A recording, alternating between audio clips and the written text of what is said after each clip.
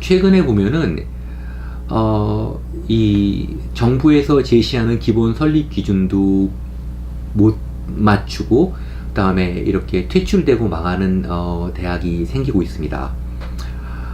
학령 인구의 또 감소가 이런 추세를 점점 이제 가속화시키고 있고요. 거기다 최근에 대학 진학률이 조금씩 감소하고 있어요. 국민들도 대학 이외의 선택지들을 이제 생각하게 되는 거죠. 우리 해방 이후 우리 사회를 지배했던 대학 불패의 신화가 이제 깨져가는 겁니다. 그렇다면은 이제 여러분들이 이제 1학년부터 수업을 들으면서 찾아내야 될 것들은 대학을 다니는 이유, 이 문제에 대한 해답을 찾아야 됩니다. 굉장히 추상적이고 황당한 얘기일지 모르지만은 그 대답을 찾지 못하면 결국 여러분들 앞에 놓여진 인생의 많은 과제들도 찾을 수가 없습니다.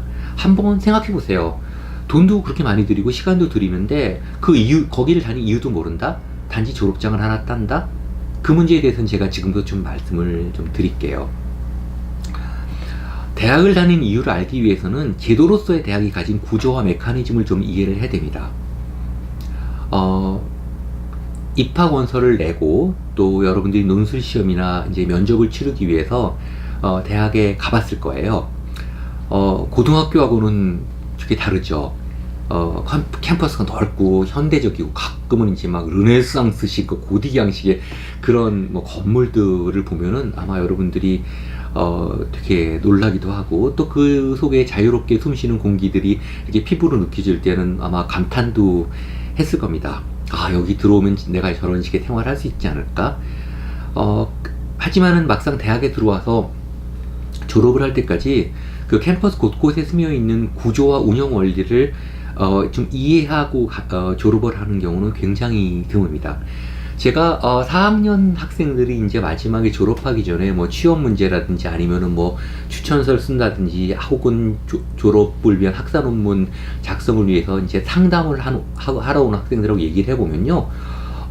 대학이 어떠한 구조를 가지고 어떠한 목표와에 움직이는 그런 기관인지를 모르는 경우가 굉장히 많고요. 심지어는 대학 교수, 지도교수와도 상담을 해본 적이 처음이라는 학생들은 많습니다. 물론 대학에 들어가면은 대학 교수들이 의무적으로 지도 학생들과 상담을 해야 되지만 그 상담이 굉장히 형식적인 것에 국한될 때가 많아요.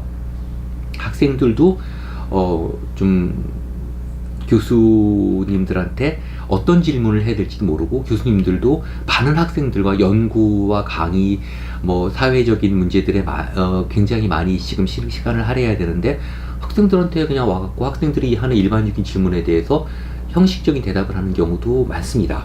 예전처럼 뭐 학생이 적은 것도 아니고 그러니까 어려운 면들이 많죠. 그러다 보니까 좀 진지하고 구체적인 질문과 대답을 그런 상담을 하는 경우가 굉장히 적더라고요. 그러다 보니까 뭐 대학에 대한 이해가 뭐 장님 코끼리 만지기라고 하나요? 그런 방식이죠. 토익 공부만 열심히 했던 학생들은 대학을 토익 공부로 알고 있고 수업만 또 열심히 따라서 학점만 딴 학생들은 대학을 그 수업과 학점으로 이해하고 있고요. 그 다음에 또 많은 경우지만 이제 동아리 활동만 주로 했던 그런 학생들은 동아리 활동을 또 대학으로 하는 경우가 많습니다. 그 전체적인 균형을 잡는 게 굉장히 중요한데요. 그리고 각 대학마다 또 문화도 조금씩 다르고요. 제가 지금 가르치고 있는 동국대학교 법학과 같은 경우는 그 법학과 내에 뭐 국제법학회, 형사법학회, 뭐 인사법학회 같은 단과대학 내 동아리가 굉장히 조직이 활성화돼 있어요. 그러다 보니까 입학 동기들 사이에도 동아리가 다르면 서로 얼굴을 모르거나 아니면은 말을 높이는 존댓말을 하는 경우도 생깁니다. 그리고 어떤 경우는 동아리 무리에서 이제 벗어나는 경우에는 인간관계가 막 갑자기 단절돼 갖고 힘들어하는 경우도 굉장히 많습니다. 학생들 중에는 이제 간혹 기회가 생겨서 고학년이 돼서 이제 학교 본부나 단과대학에서 근로장학생으로서 아르바이트를 했거나 아니면은 개별 교수의 수업 보조를 하는 그런 교육조교 아르바이트를 했던 학생들은 그래도 이제 교수, 개별 교수와 그 다음에 학과, 단과대학, 그 다음에 뭐 공대 같은 경우는 각 실험실에서 벌어지는 일들과 그 각 기관 간의 상호 유기 구조를 좀 이해하고 나가는 경우는 있지만요. 많은 경우는 그 업무 분장이라든지 아니면 역학 관계나 이런 것들을 조금도 이해하지 못하고 나가는 경우도 많습니다.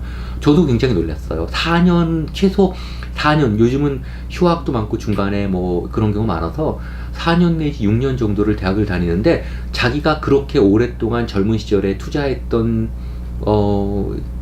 조직의 그 운영 원리나 목표를 전혀 이해를 못하는 거예요. 한마디로 뭐 돈 내고 시간 들였는데 본전도 못 찾는다는 게 이런 경우인 것 같습니다.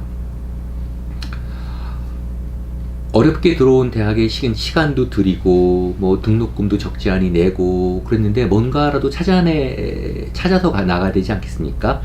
아마 제가 지금 말씀드리는 것도 이 대학의 코어, 이 대학이 왜 존재하는지, 대학이 뭔지, 대학의 제도로서의 본질을 한번 이해하는 것입니다. 어려운 말 아니에요. 여러분들이 예를 들어서 어떤 동아리를 들어갔으면 그 동아리 뭐 하는 곳인가, 아니면은 뭐 물건 사러 갔으면 백화점에 갔으면 그게 뭐 하는 곳인가 정도 아는 것입니다. 이렇게 사회에서 요즘 대학에 대한 비판이 굉장히 많죠. 졸업을 했는데 취업이 안 된다, 이거 뭐 하는 거냐, 이런 부분들이 많다 보니까 대학에 대한 어떤 좀 비아냥 섞인 평가들이 굉장히 많아요. 그러나 그렇다고 해서 이 대학을 무조건 이해하지 않으려는 그런 생각을 가지고 움직인다면은 대학이 자신이 그 다녔던 그 대학으로부터 얻는 것이 너무나 없어지거든요. 대학의 제도로서의 본질을 좀 이해하려면은 근대 학문의 메카로서 대학이 출범했던 중세 유럽에부터 시작되는 그 대학의 역사를 이해를 해야 되는데, 제가 프레시맨 멘토링에서 이 역사성에 기반하는 그 대학의 어떤 본질과 철학과 어떤 코어에 대해서 얘기할 생각은 없습니다. 이거는 제가 이제 대학의 역사 이념에 대한 설명이 나중에 한번 또 있을 거예요. 20th 멘토에서. 일단 여러분들이 궁금해하는 점들, 그 궁금해하는 상황, 구체적인 상황에 대해서 각계격파식으로 좀 말씀을 드리겠습니다.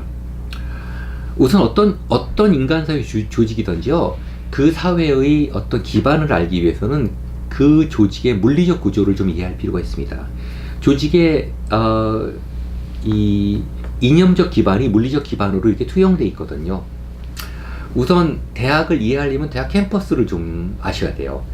여러분 이제 캠퍼스 이렇게 쭉 한번 돌아보셨죠? 뭐 오리엔테이션 시간이나 아니면 혼자라도 한번 보셨을 거예요. 너무 멋있죠? 근데 대학의 건물들은 이제 주로 연구동, 그다음에 강의실, 도서관, 학생복지시설, 뭐 식당이나 학생회관 그런 것들이, 아니 기숙사, 예, 이런 건물로 구성되어 있습니다. 세계적으로 대학 캠퍼스의 구성은 비슷해요. 왜냐하면은 그 대학 캠퍼스를 구성하는 원리가 캠퍼스 조성 계획이라는 것으로 나와 있기 때문에 어느 정도 비슷합니다. 근데 그 개별 건물들이 굉장히 기능적으로 배치되어 있어요. 여러분들이 보기엔 저 건물은 유일 건물, 저 건물은 현대적인 건물, 저 건물은 뭐 좀 멋있는 르네상스식 고딕 건물, 이런 식으로 이렇게 물리적으로 겉모습을 가지고 이해하지만 그 건물들이 나름대로 유기적인 방법을 가지고 이제 어떤 구조의 원리 속에서 구성되어 있습니다.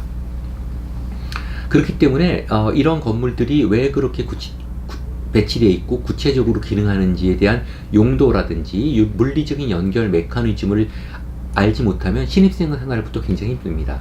아마 그럴 거예요. 처음에 신입생 들어가면 어디서 어디로 가야 되는지. 저도 처음에 그랬는데요. 동국대학교에 들어가서 제 지금 건물은 아니고 예전에 동국관이라는 건물이 있었는데 거기서 문화관까지 가는 그 강의가 있었어요. 근데 그 강의를 가는데 저도 이제 일종의 신입생 비슷한 거죠. 그 구조를 몰라서 비가 올 때 우산을 받고 이렇게 갔어요. 근데 나중에 알고 보니까 지하로 연결이 돼 있더라고요. 지하로 연결된 걸 조교를 통해 설명을 듣고, 괜히 그 5월 달에 참 비 많이 올 때 거기까지 우산 받고 갔구나, 그런 생각을 한 적이 있습니다. 근데 그 지하로 연결된 나름대로 이유들이 다 이렇게 존재하고 있더라고요. 그래서 여러분들이 이제 선배들을 통해서도 그렇지만은 자꾸 대학 그 강의실을 찾아다니면서 아니면은 대학의 그 캠퍼스를 좀 투어를 하면서 어떻게 구성되어 있는지 좀 이해하는 것들을 제가 여러분들한테 추천을 드립니다. 여러 번 보면 볼수록 좋습니다.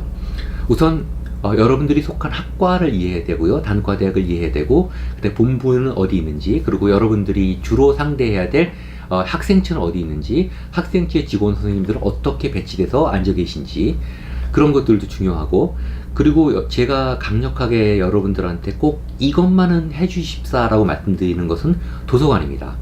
대학에는 여러 개 도서관이 있는데요. 특히 중앙도서관은 안내 신청도 할 수 있고, 그 다음에 시간이 날 때 그냥 한번 열람을 해보거나 투어를 해보는 게 굉장히 중요합니다.